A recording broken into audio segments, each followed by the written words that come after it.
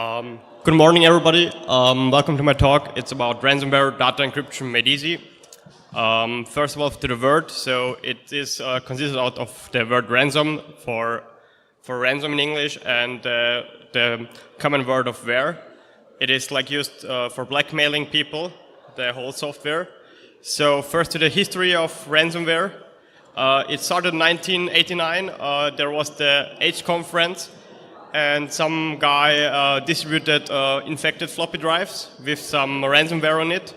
And yeah, they caught the developer and put him into jail. And still it was quite distributed over the world with diskettes, with the floppy disks. So it's quite interesting to see that it really distributed to the world with the diskettes. Still, it was offline.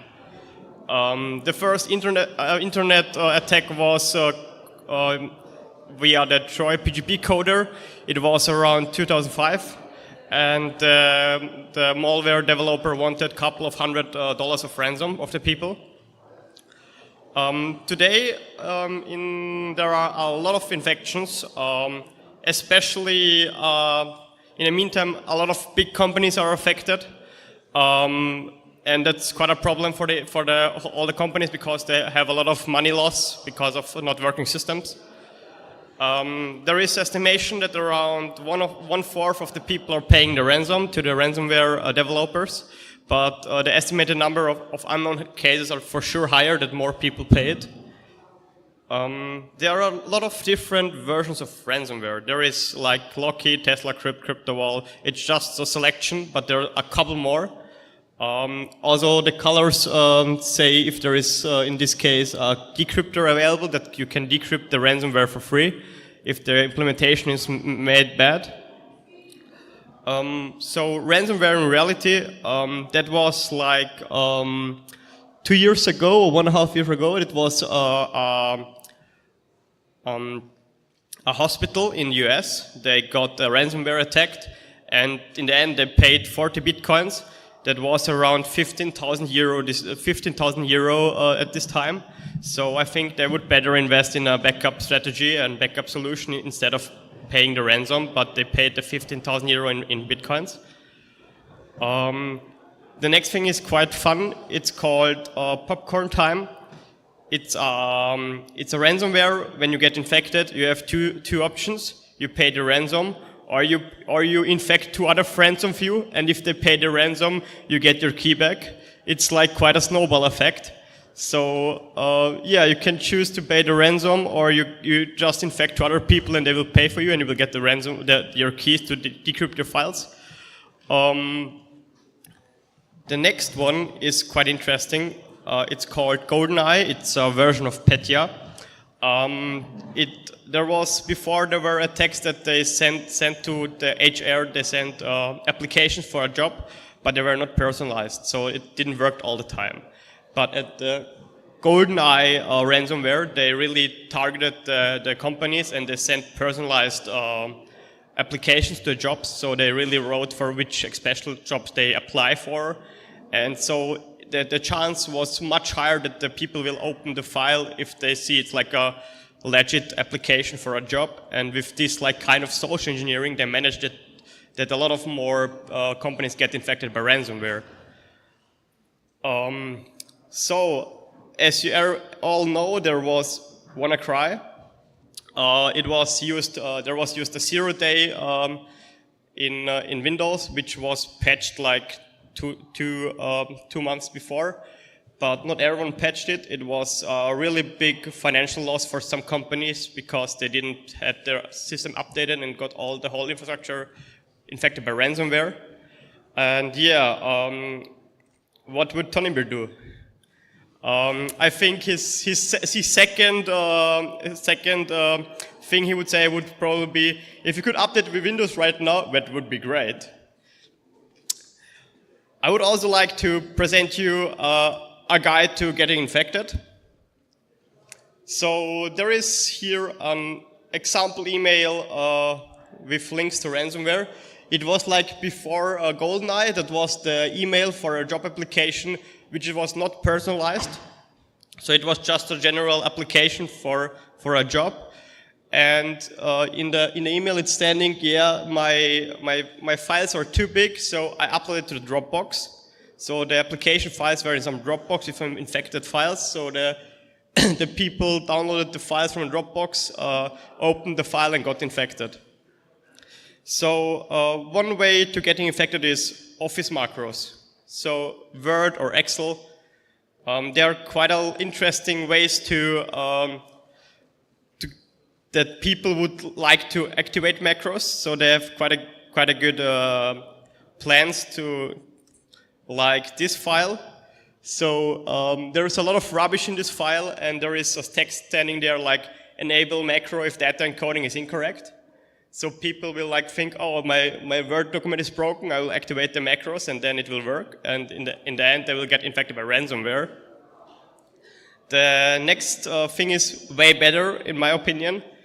It's you see a blurred text at the bottom, and there is like standing. Due to security reasons, this text is blurred. To unblur the text, please activate macros. So it seems even more legit, and people will just activate the macro if they have no clue, and then they will still also get infected by ransomware. Another way to get infected is like PDFs. There are security holes in the PDF format or in the reader, like Adobe Acrobat Reader. And often they're like 0 days use, they're not known to the public that you get infected. For sure, also some of the attacks are like also targeted attacks to companies with this 0 days included. Another thing is Adobe Flash Player. So it's like just a tool with a bunch of exploits and holes and all the stuff. So I should recommend that you don't use this stuff anymore, if possible.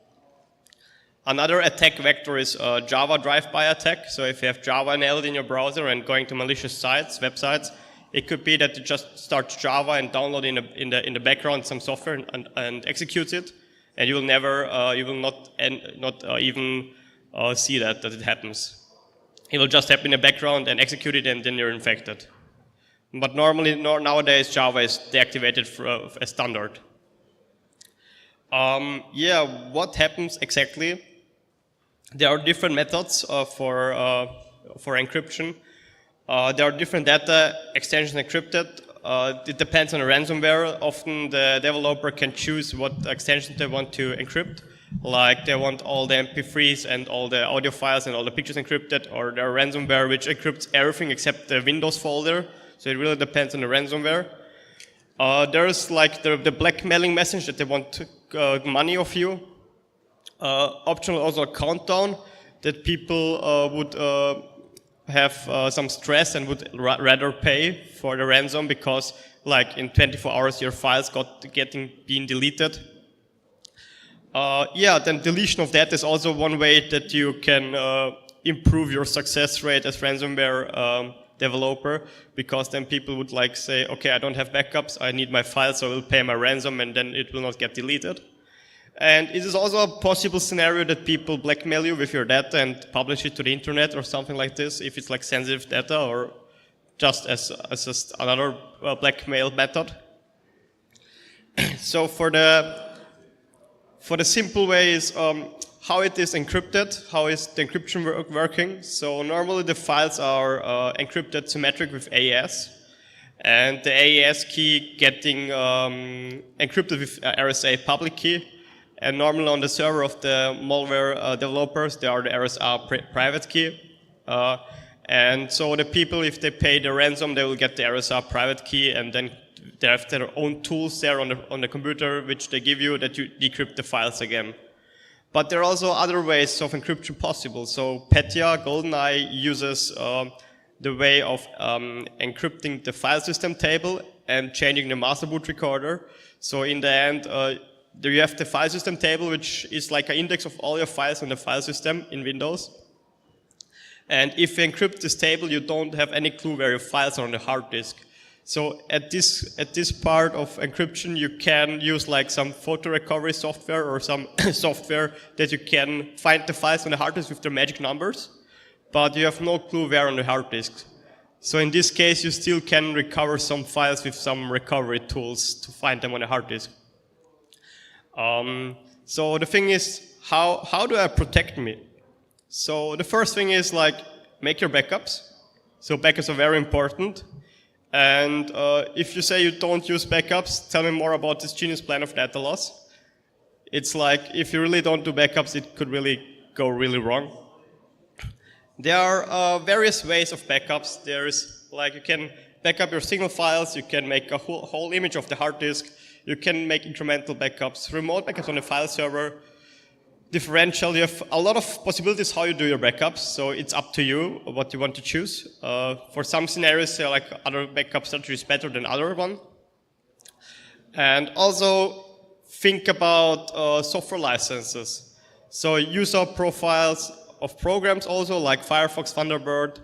So I recommend for the software licenses that you have some centered place where you can place them, like some folder or offline in some the codes in some map or something like this. And for the user profile of programs, they're often in some hidden folders on Windows. So you need to locate it. Sometimes it's in the local roaming folder, and it's normally hidden by Windows. And for passwords, I recommend like password managers, which you can easily migrate to a new system. So I recommend use a password manager, put a password on, and then you have a whole program where you have all your passwords in a database. Also very important is copies of all the files on the local computer are not safe. So if you have on the same hard disk 5 more copies of your data, it's not safe. Also, I'm not on another partition of the same hard disk. So if your hard disk crashes, then your data is lost. So you have to make backups on an external drive or an extra hard drive, on an extra logical hard drive, and so physical hard drive that you have data safe. So normally, as far as I know, a copy is then a copy if you have like 2 copies of one file. And that often people forget that it's not safe to save the files on the hard disk on other partition, and they then know it when they've lost their data. Yeah, back up all the things. It's really important, especially it not only can happen that you get infected by ransomware. It can happen that your room gets flooded and your laptop is broken. It can happen that you get stolen your device. It can happen that a thunder strikes into your laptop, whatever. So it's like all-in-one solution for your data if you get lost them. And yeah, also crucial is that you test your backup. If you don't test your backup, in the worst case, it's not working to restore it. And then you're like sitting there, so fuck, my files are away. So testing is essential. So I recommend to test your backups because in the worst case, it will not work. Maybe you heard of GitLab. They had some incident like some months ago. The coder, the sysadmin somehow deleted the wrong database. And yeah, that was like, in the end, they lost like 5 or 8 hours of work in data of all the customers which had data on GitLab. And yeah, they had like 5 backup strategies, and none of them worked in the end. So in the end, now they have better procedures, but like you can learn from GitHub that even it happens to big companies that they fail at restoring the backup. I have some software recommendations. That's like it's probably most of them are for Windows. There is like the Paragon Backup Recovery for free. Most of the tools are like free tools. There is Areca Backup. This is a Java implementation of a backup tool. It also works on Linux. There is OMI Backuper, and also the Windows internal backup tool is also quite good. So it's easy to use for normal people, and it's quite powerful. So if you don't have a lot of knowledge, you should use the Windows internal backup tool for backups. Next, I recommend for sure update antivirus software, up-to-date antivirus software, but it's not the holy grail. So it's an extra thing, but it will not save you from malware, because sometimes malware can evade the antivirus software. And so it's just extra protection, but it's not the holy grail for protecting against malware. Very important is up-to-date operating system, browser and programs. Like you saw at WannaCry, there was a hole in the SMB exploit. Thanks. And so if the sysadmin patched the systems 2 months ago, they would not get affected by WannaCry, but they didn't. I don't know why, but in the end, it was quite a pain in the ass afterwards to clean everything up. So first of all, you get more security when updating your systems and your tools, and even you get also maybe new features for your programs. Also, quite an interesting or important thing is if you use Windows, turn on the Windows file extensions.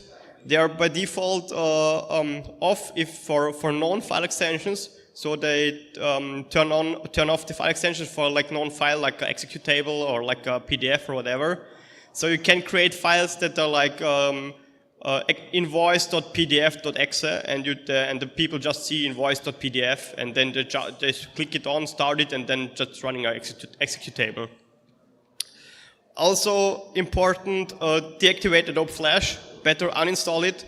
I think soon it will be not even supported by the major browser vendors. So all in all, it's time to switch to a new system like HTML5. Because it's full of security holes. In the past they patch it like every week or every month with really critical exploits in there. Also, an important thing is like email and attachments. You should mistrust this. So sometimes people can send you emails with some malware in it, and sometimes people don't even know that they have malware on the system, and the malware itself sends email to the whole address book. So if you get some fishy email, maybe you contact the person you got the email from, if you know it, if you know the person, and ask them maybe if they sent the email, if maybe they don't even know that they got infected by malware. So as I said, it's sometimes really important to ask people if they really sent the email, because they maybe don't even know that they're infected. Also important is like no administration privileges. So work with limited user privileges, it doesn't protect from ransomware, and that will be still encrypted from your home drive, and it somehow also provides false security, but with that you will just get encrypted your home data, not the whole data on the whole computer. So if multiple users using the computer, you will just get encrypted your home drive and not all the data of all users. So you will not need to recover a whole backup. You will just need to import your own backup then. So the other thing is like no plugging in of unknown flash drives, so they can be infected, or they can even be a killer USB that destroys your computer. There are some devices like this out there. Yeah, there are also unknown USB flash drives also used for social engineering. They like put it in front of some companies, and they see if people are getting it into the company and plugging it into the computer. So it can also be a thing that people bring it into the company, plug it in, and then the computer in the company got affected and get the backdoor for an attacker. Another thing is, if you have some suspicious files, you can check it online. There is like virustotal.com. I recommend don't upload private data, because you don't know what will happen afterwards with it. But with this tool, you can check files if they're like infected, and they check it with like 40 antivirus software tools and give you the result of the results of the check. Another thing is use Linux. So there are quite a lot of user-friendly systems out there, like Ubuntu, Linux Mint, Debian. You have there is even Hannah Montana Linux if you like. And the thing is, most of the malware and the ransomware are used in the Windows operating system, because most of the people are using Windows, and so it's the most profitable target for the malware developer. There are also malware for Linux and for Mac OS, but the most malware is like implemented for Windows. And yeah, also brain exe use must. So you also should think about, should I open this file or should I delete it? So often the human is like the weakest part in the link in the IT security side on the user base at the office. So sometimes maybe think twice before opening a file or clicking on some suspicious link. Yeah, backup. So as I already told you, very important. You should do it, and it will save your ass probably. So there is a quick summary. So if you got infected by ransomware, what should I do? First of all, turn off your computer immediately. So pull the plug or press the power off button till it's shut down. Put the live system from flash drive, CD, DVD, and try to rescue some data if it's still not unencrypted. And yeah, then you can detect the ransomware type, like with the file extension or with the message you got. Then reinstall your file system, your operating system again. So I recommend to make a full clean install because you never know if there's still some data left of some malware which can load other stuff. So I recommend to really reinstall the whole operating system. And in the end, restore your backup. So you have no backup, yeah, that's quite bad. Like really make backup, it will make your life easier. Yeah, now it's demo time. I have a demo for you with me.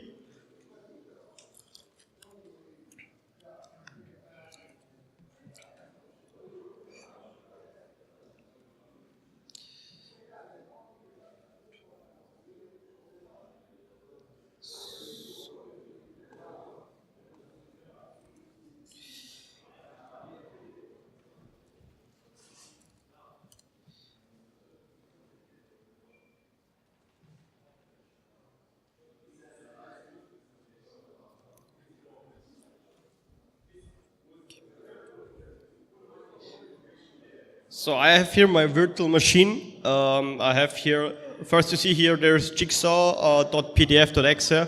If I deactivate,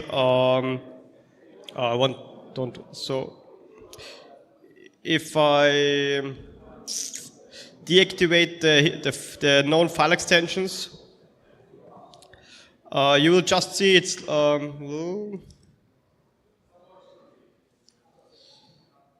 so you see here there is a jigsaw.pdf, but it's executable. So if you check out the things, it's exe. It's executable. The other funny thing is, first of all, there is description here. It's a Firefox. And the other funny thing is, if you check the details, the original file called bitcoinblackmail.exe. So it's really good implemented, and so we will play not a user which have no clue. So we will just start this file. It seems legit. It's a PDF. Okay, let's start it. Okay, there comes the USC prompt. I have other tools also which don't do a USC prompt. So I'll execute it. Then if someone wants to start a Dropbox.exe, okay, I really want to install Dropbox every time, so let's do it. Then there is a message saying thank you with some red cross. I don't know, that makes no sense. And it's telling me, yeah, my software is registered and there is a confirmation code. And yeah, email us this code in the chat to activate your software. Okay, I will say, it's great. Then you will check the task manager. You will see there is a process, the Dropbox.exe. It needs quite a lot of CPU time. And the funny thing is, it's the Dropbox.exe file, but with the description Firefox. So it's also very bad implemented. And yeah, it's now starting to implement stuff. I have here some folders with some wallpapers, with some music documents, and I have here a folder with Office documents. And there is one funny thing at this ransomware. You have this file here, and if you check the things, it's a XLT file, but XLT is in caps. And I have other XLT file, this one, and this is not in caps. And you will see that it will encrypt all the files of the Office stuff, expect this first one where the XLT is in caps, because it's sometimes case sensitive, so it ignores this file. So it's already done, so it encrypted already in my virtual machine, it's quite fast. So it makes .fun files. So that's everything .fun files. Except the first one, it's also working, so it didn't encrypt the .xlt file in caps. So the whole ransomware is case sensitive. So this file is still working. So it's still encrypting the stuff. The wallpapers are still encrypted. Also, the ransomware often also uses the hardware encryption, the hardware processor for encrypting files even faster. So we'll wait. Oh, there is a ransom message. This is Jigsaw, the Jigsaw ransomware. Yeah, my files are being encrypted, your photos, videos, documents, etc.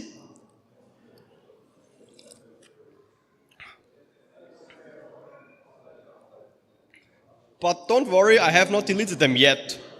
You have 24 hours to pay $150 in Bitcoins to get the decryption key. For the Bitcoin stuff, ransomware developers are quite interested to get their money. So it's their business that they decrypt your files if you pay them. So it's their business plan. So in the end, you will get most of the time your files back if you pay the ransom, but I don't recommend it. And there are even ransomware developers which have really a support chat, like you can chat with them and they give you instructions how to get Bitcoins. It's like really customer service they offer you for paying the ransom, There are even some ransomware developers have even hotlines where you could call. There was one case, some barber shop got infected by ransomware and they didn't have money to pay it. So they called them and they say, yeah, we have a barber shop and we don't have enough money to pay it. And they say, yeah, okay, just pay $100 and we will decrypt your files. So they even also sometimes kind and give you just some discount. But they know that most of the people have no clue about Bitcoins and therefore they will offer you support how to get your files back and how to acquire Bitcoins. So it will be nearly finished. The thing is, it's a Visual Basic. They don't even make a custom icon. So the thing is, here is now the ransomware. You see it's really bad. Even the text didn't fit on the whole page. Here we have a countdown. So in 1 hour, one file will be deleted. That's the Bitcoin address where they want to send the Bitcoins. And they have even a service to show you which file they encrypted. So, okay, that's all the encrypted files they did. So it's a nice service, so I can check out which file I should recover from my backup. And so I think, oh my god, my files are encrypted, I will just shut down my PC, okay? So I go and want to shut down my PC. And then you're about to make a very bad decision. Are you sure about it? Yeah, okay, I will just turn it off. Yes. So, I don't know, but sometimes it happens that the ransomware then, it has an auto start, so it will start again. And sometimes if you then restart it, it will delete already some files. So we can check it out now as the last thing if we deleted some files. So sometimes it happened that it then popped up again and then told me, yeah, like 20 of your files got deleted.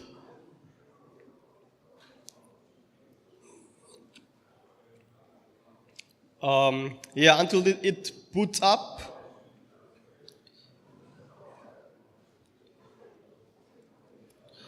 So, first of all, thank you for listening. If you have some further questions, feel free to ask. I think I have 1 or 2 questions I can answer you.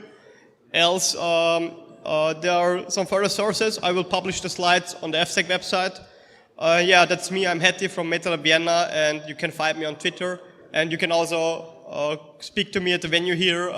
You can have some samples. I have still more ransomware samples if you're interested in. We can change samples if you like. Thank you.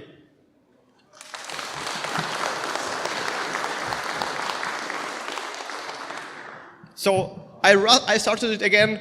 So now it's starting on Firefox.exe. Okay. I don't know why my Firefox didn't auto start, but okay, I will approve it. then you will see there is the Firefox. When you check it out, it's in the roaming in FRFX folder, and it's a Firefox. It still have the Bitcoin blackmailer exe as original file, but now at least the description is correct of the execute table. But now we'll just check it again and then start again the Locky file screen. So, some questions? No one? Okay. So if you're interested, I have still more samples I can show you then afterwards if you're interested. There are some really ridiculous stuff, like there is a ransomware where you have to play a game and reach like 2 billion points that you get your files decrypted. There is even some really bad ransomware called Hitler Ransomware with a typo.